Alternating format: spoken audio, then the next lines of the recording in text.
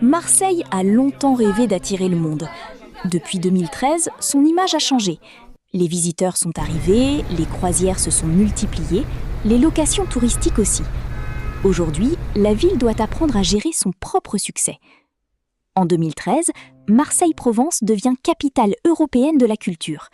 Le Mucem ouvre et les projecteurs se braquent sur la ville. Cette année n'explique pas à elle seule le tourisme actuel, mais elle marque un tournant symbolique et médiatique. Marseille change de récit. Elle montre son patrimoine, sa lumière et son rapport à la Méditerranée.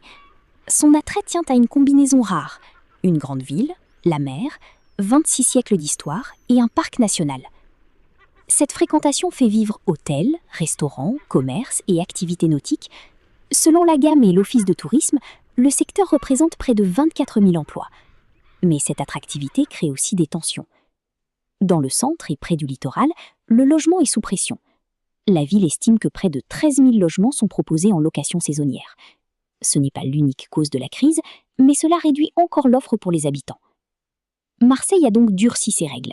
90 jours maximum pour les résidences principales, contrôle renforcé et compensation pour certaines résidences secondaires. Dans les calanques, la pression se voit sur le terrain. À Sugiton, les passages répétés accélèrent l'érosion et empêchent la végétation de repousser. Le parc national a observé jusqu'à 2500 visiteurs par jour. Depuis 2022, une réservation gratuite limite l'accès en très haute saison. Autre symbole, les croisières. En 2024, le port a accueilli 2,4 millions de passagers. Le secteur soutient l'activité, mais alimente aussi le débat sur l'air, le bruit, la circulation et les retombées réelles pour la ville. Le port investit dans l'électrification des quais.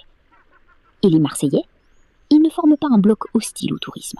4 sur 5 soutiennent sa croissance, mais 54% estiment que leur quotidien n'est pas assez pris en compte. Voilà toute l'ambivalence marseillaise.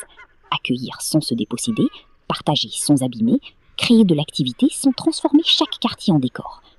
Le problème n'est peut-être pas le tourisme lui-même, mais la frontière entre une ville que l'on visite et une ville dans laquelle des gens doivent continuer à vivre. Ale